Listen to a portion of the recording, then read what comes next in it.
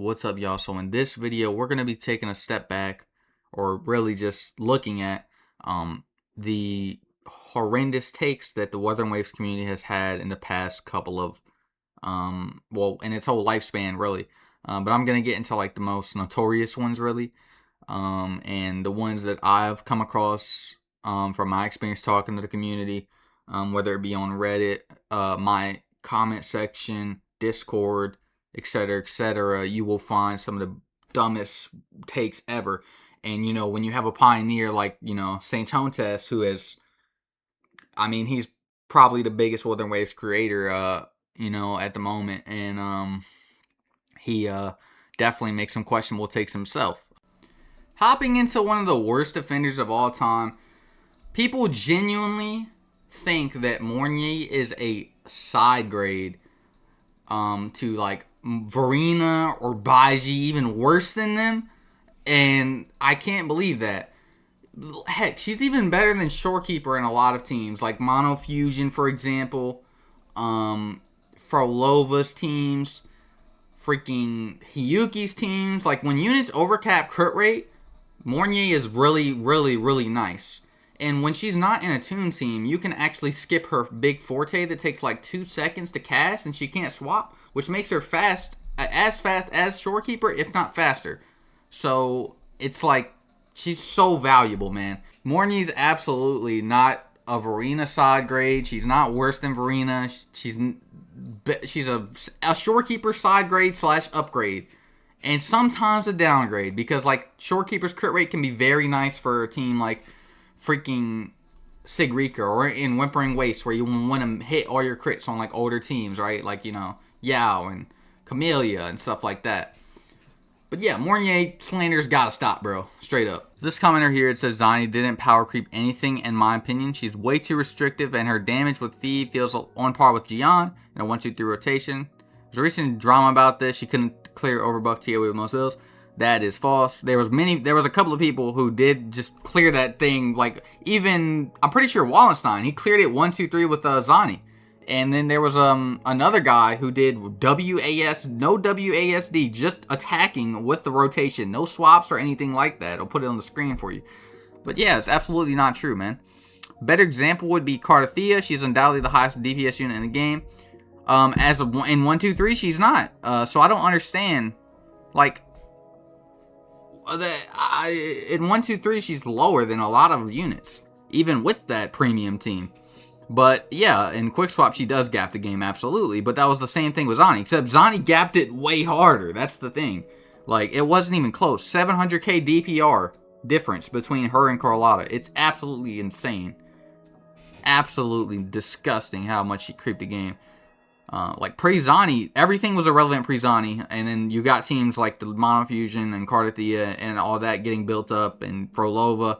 Like, yeah, man. Carlotta just fell off after, like, so fast. Carlotta fell off. They never treated Carlotta right, man.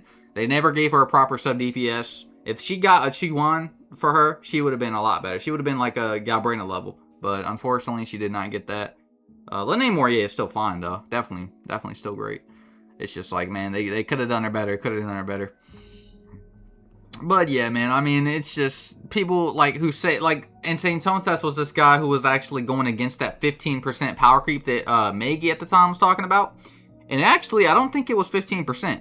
Well, it was 15% at that time. Yes, there was a 76k DPS rotation, but nowadays, man, it's 89k for Zani with the same team. People just found out a better rotation. So yeah, I mean, Carlotta's peak is like 62k, maybe 63. So yeah, absolutely not. Zani just blows her out the water. It's not even close. This is probably the worst take I've ever had on my channel. I'm not gonna lie. Just because, man, it takes a lot, man, to say Rosie is the worst unit in the game when, bro, that's not even like, it's not even worst 5-star, nothing like that. And even then, that's a stretch. Rosie is definitely not worse than Yinlin or Zheji, if I'm being completely honest. And yeah, and I want to say that Rosie is better than Yao, Zhang Liao, honestly. I want to say that too, but yeah, Rosie is the worst unit in the game. What are you talking about? Do you never play her? She works on paper, not in practice. And then, yeah, I mean, I say Yinlin and Zheji are worse than Rosia pretty easily. She's just the worst sub DPS in 2.x, which is true. But I do think the reason they did Rosia the way they did is because Camellia would have been better than Carlotta had they not made Rosia as she is. Camellia would have got too much of an upgrade, and then, that would have happened where their headliner was of 2.x was not the best. And overall, I would say Camellia was more valuable than Carlotta. Due to Whimpering Waste when it did come out. Yinlin equals Rosia. Zheji's just straight up better. I don't get the discourse here. Why does this guy think Zheji's good, bro? Bro, this guy thought Zheji was just better than those two, bro. Zheji as a unit is basically the same thing as those other two. Except, no, Rosia does more damage than both of them, I'm pretty sure. And also, Rosia does buff more than both of them. She gives 200 flat attack. Zheji gives 15 ER. Yinlin gives nothing. So, yeah, absolutely. And then Rosia also groups for the main DPS. Zheji has literally no AoE. Yinlin has some AoE, but Rosia is definitely the best of those. Absolutely not, man.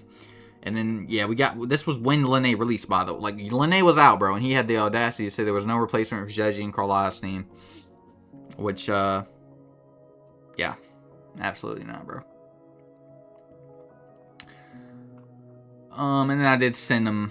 I sent him a run with Rosia, because Rosia and Havoc Rover actually was really a nice speedrun team. Funny enough, it was really a good speedrun team.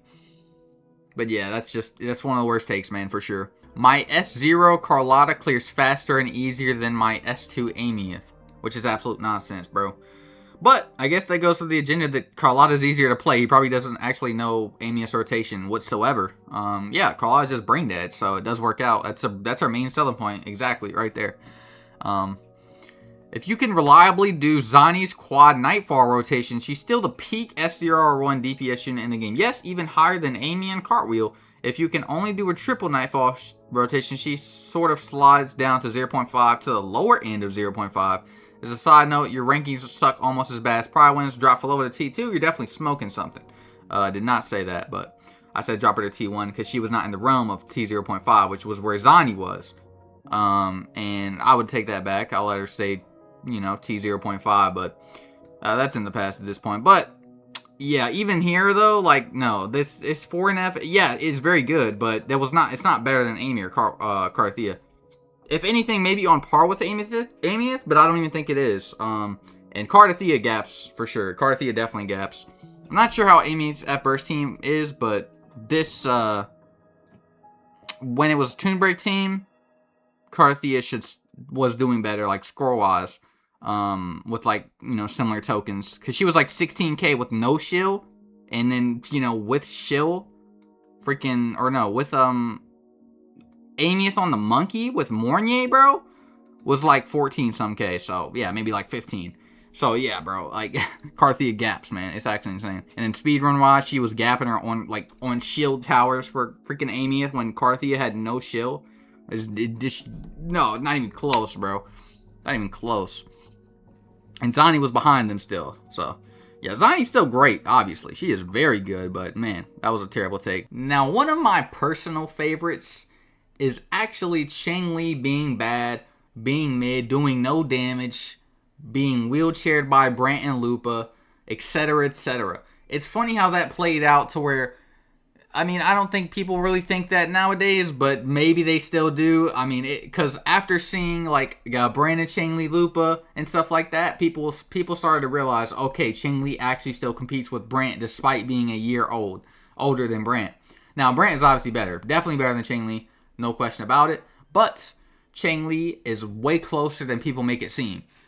Now, if their argument is that Cheng-Li takes a lot more skill to be good, then that's fair. And I'd say Brant, Lupa, and Cheng-Li, all three of those are going to require you to play good in order to have their great potential of, being good units. Because they have super long animations and they want to be off the field letting other units do things. Whether it be themselves or a fusion main DPS like Amy/Galbrandon doing more inputs, getting damage off.